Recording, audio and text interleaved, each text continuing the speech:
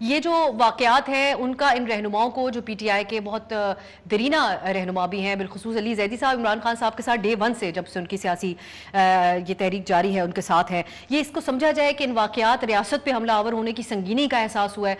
ये एक पैटर्न भी हमारे यहाँ होता है जब अलग कर दिया जाता है, इस किस्म के हालात में पार्टी को तकसीम कर दिया जाता है। देखिए अब सर, हम डे वन से हमारी पार्टी का ये स्टांस था कि पाकिस्तान तहरीक इंसाफ एक इंजीनियर्ड पॉलिटिकल फोर्स है।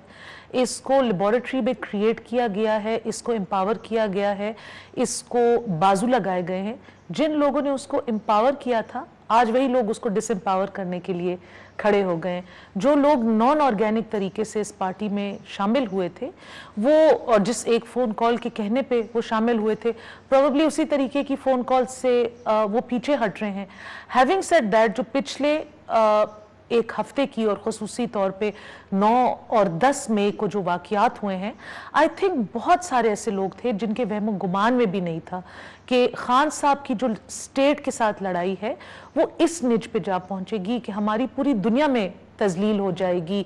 मतलब हमारे दुश्मन ममालिक जो हैं वो तो फूले नहीं संभारे, ये इमेजेस बार बार दिखा रहे हैं, उन पे तबसरा कर रहे हैं। हमारे आर्मी ऑफिसर्स के यूनिफॉर्म खान साहब के फैमिली मेम्बर्स के हाथ में हैं, वो लहराए जा रहे हैं। These images are not good for our country. तो आई थिंक कुछ लोगों को बजाते खुद भी एक एहसास हुआ है कि एक बहुत बड़ी रेड लाइन क्रॉस हो गई है, जिस रेड लाइन को सियासत में क्रॉस नहीं होना चाहिए। आज इनको रोक टोक अगर नहीं मिली, आज इनको कोई सीख नहीं मिली या कोई सजा नहीं मिली, तो कल आप और मैं और हमारे बच्चे, हम भी ये रेड लाइन क्रॉस करने के लिए खड़े हो जाएंगे। And there is going to be no law left in the country.